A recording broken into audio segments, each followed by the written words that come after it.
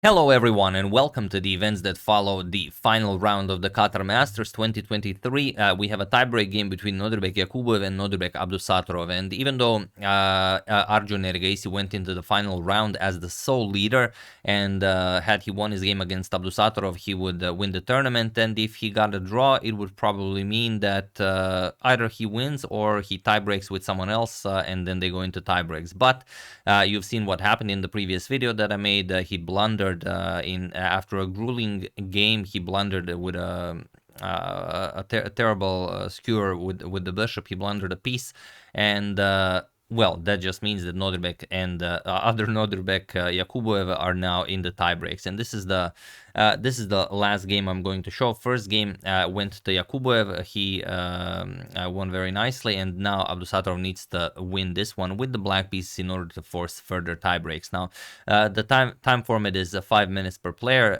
Now they're playing blitz. Kind of silly, I feel, that you have to tiebreak a classical tournament with a blitz game.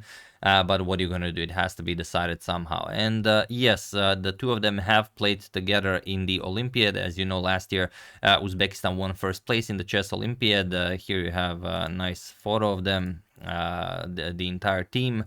And now, remarkable here in a tournament where 160 players competed, and we have two grandmasters from Uzbekistan battling it out for first place. So let's check it out. Yakubboev with the white pieces opens with d4. We have knight to f6, knight to f3, e6, and now pawn to c4. We have bishop to b4 check, going for the Bogo-Indian defense. And in the last video that I played, I mentioned that when I go for the Bogo-Indian and my opponent plays bishop to d2, sometimes I block with a5, sometimes I go queen to e7. But here, Nodirbek does neither. He actually goes back bishop to e7. It's only the fifth most popular continuation, but it's a blitz game. You have to surprise your opponent as much as possible, and he needs a win in this game to force tiebreak. So knight to c3, we have castles, and pawn to e4, and now pawn to d5, a very sharp variation. In top tier chess, it has been seen before. For example, in St. Louis 2019, Fabiano Caruana had it against Sam Shankland. Fabi played d5 with black.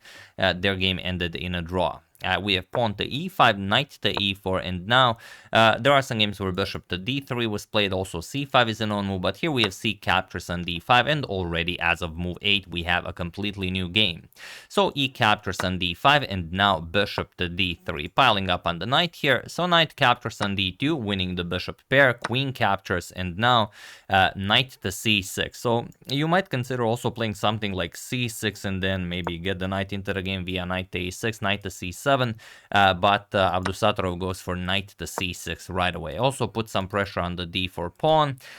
We have castles, and now bishop to g4. Of course, you would very much enjoy capturing this knight, and also you are putting more pressure on d4 as the knight is defending on d4. Sometimes you have to be careful. Even if it's not defended, then you might run into some bishop captures on h7 tactics where your knight will just hang, but here bishop to e2 solves all of the problems, and now pawn to f6. Challenging Yakubboev's strong center, we have pawn to h3, bishop to h5, and rook a to d1. King to h8, always useful, especially in a blitz game, and now rook f to e1. We have bishop back to f7, supporting the d5 pawn, and bishop to b5 now. We have bishop back to h5, threatening the knight, and bishop back to e2. Yakubboev, of course, satisfied with a draw here. It's Nodirbek who will have to figure out how... it's Abdusattorov who will have to figure out how to look for some progress here. So pawn to a6, we have queen to c2, and now bishop to f7. Of course, the idea is queen b3. You will put pressure on the d5 pawn and also on b7. So bishop to f7, defending the pawn. Pawn to a3 now. We have bishop back to g8. Here the bishop nicely defends the d5 pawn and also the h7 pawn if you're gonna ever need it. So e captures on f6, bishop captures, and now knight to a4, going for that c5 square, and you cannot prevent it with b6 as the knight on c6 would hang. So here queen to d6, preparing b6, but now knight c5. Again, if you play b6, then you hang the a6 pawn. But Nodirbek has to win this game, and he does not mind sacrificing a pawn to get some sort of an initiative going. So he plays knight to d8, we have bishop to d3, and now pawn to b6. He sacrifices the a6 pawn, knight captures an a6, and now knight to e6. We have here, okay, you're going after the d4 pawn, and he probably maybe thought, okay, he's just gonna win it, but Yakubboev says, nope, your c7 pawn is hanging as well if I eliminate the knight on e6. So he plays rook captures on e6, sacrificing the exchange. Bishop captures, and now queen captures on c7. We have rook a to d8, and now rook to e1, putting pressure on the bishop here. So bishop back to g8, and now Yakubboev trades queens. We have captures, captures, and now knight to c7. The knight has to figure out how to get back into the game. He will go via the b5 square, rook to c6, knight to b5, and now pawn to g5. We have king to f1. It's the endgame, so you have to activate your king. Abdusattorov does the same, and now knight to e5, attacking the rook here. So rook to e6, and now pawn to g3. We have rook to e7. You would very much, of course, enjoy doubling up here, but knight c7 just forks the rook, so you have to prepare it. Rook to e7, and now knight to d6, not allowing the doubling on the d file. And also this diagonal is now very, very strong. Also the knight coming to f5 could be very unpleasant for his king. So bishop captures on e5. Yes, you do have the bishop pair, but in blitz it is the knight that reigns supreme. Of course, everyone knows that. Bishop captures on e5, d captures, and bishop to e6, putting pressure on the h3 pawn. So king to g2, and now rook to c7. Here with h5, Nodirbek is very much still in the game, but after rook to c7, he allows one move that Yakubboev missed. The move is, of course, pawn to f4. Doesn't matter if you capture or not, because f5 is coming. Even if you trade, f5 is coming, then f6, this is unstoppable. So this is definitely a way to seize the advantage. But okay, after rook c7, this is blitz. Knight to b5 was played, attacking the rook. Rook back to f7, doubling up on the f file. And rook to e2, nicely defending the f2 pawn. We have rook to e7, and now knight to d4.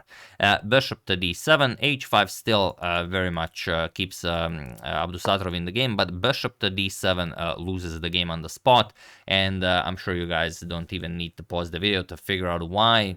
Of course, for them it's easy to make a mistake like this, as they've played grueling tournaments of 9 rounds of classical chess, and now they still have to play blitz tiebreaks, and of course mistakes will happen.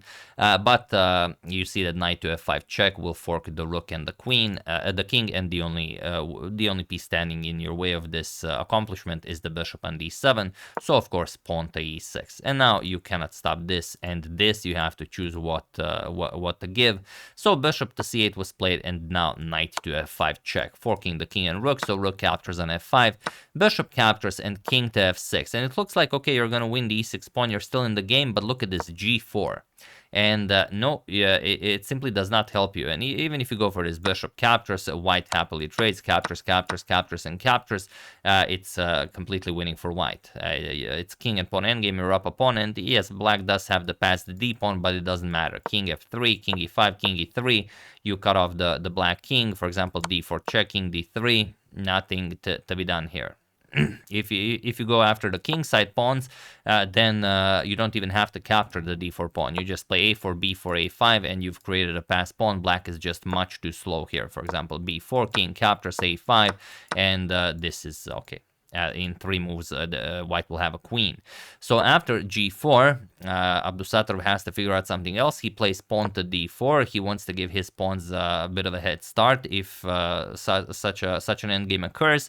But now king g3. We have bishop to a6 going after the rook here, rook to e4 and d3. And okay, now the passed pawn is dangerous, but rook to d4 just puts the rook behind the passed pawn, and now the pawn is attacked. King to e5, now you cannot capture as the rook is hanging, rook to d7, and you cannot trade. If you trade, then the pawn queens on a dark square, the light square bishop is helpless to prevent this. So after rook d7, king to f6 was played, and now king to f3. We have bishop to c4, but now just bishop captures on d3, and he was in this position. On move 49, that Nodirbek Abdusattorov resigned the second game, as there is nothing more to be done here, and Nodirbek Yakubboev wins Qatar Masters 2023.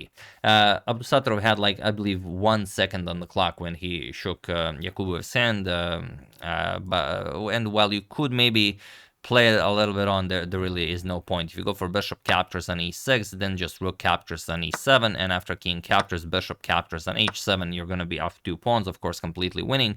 And if you go the other way around, if you go bishop captures on d3, then just rook captures, and again, okay, rook endgame, but down 2 pawns, again, completely winning.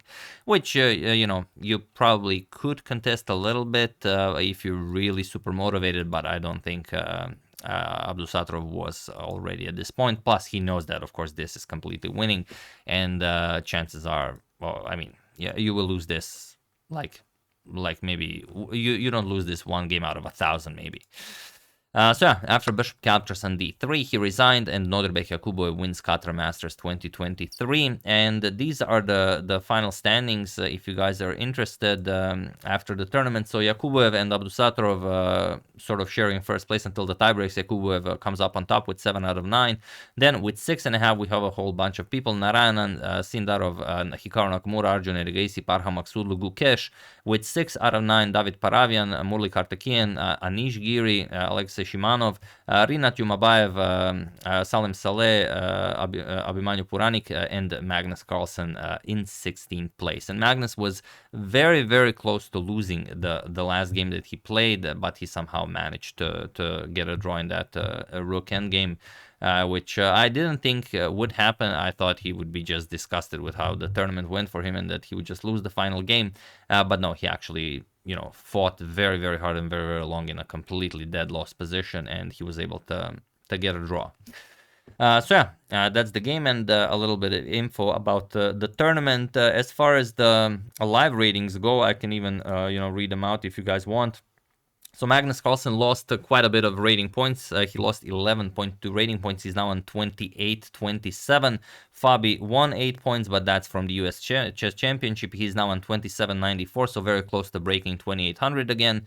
Hikaru lost some 2 points, so nothing spectacular, but he's now tied with Alireza Firouzja with 27-77.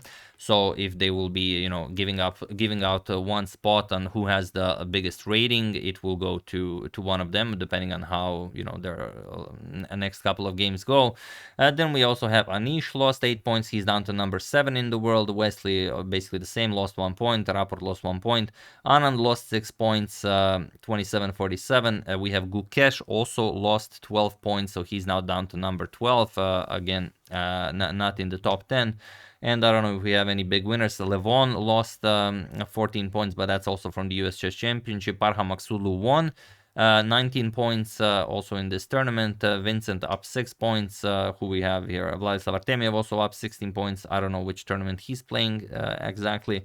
Martirosyan also up 12 points, and, you know, pretty standard stuff. We have currently 36 players on this day that I'm recording this that are over 2,700, and usually you will have between 35 and 42, no more, no less. So yeah, that's the game. Really hope you guys enjoyed it. I would like to thank Eddie Indus, BulletChessThriller.com, Chad Smith, Sam's Giant Tortoise Farm, and Ganpati Murthy for your contribution to my channel. Thank you a lot. I really appreciate it. As usual, you can check 2 of my previous videos here. Thank you for watching, and I will see you soon, continuing to check up on your wonderful suggestions and whatever else happens in the chess world. So thank you all. I will see you soon, and have an excellent rest of your day.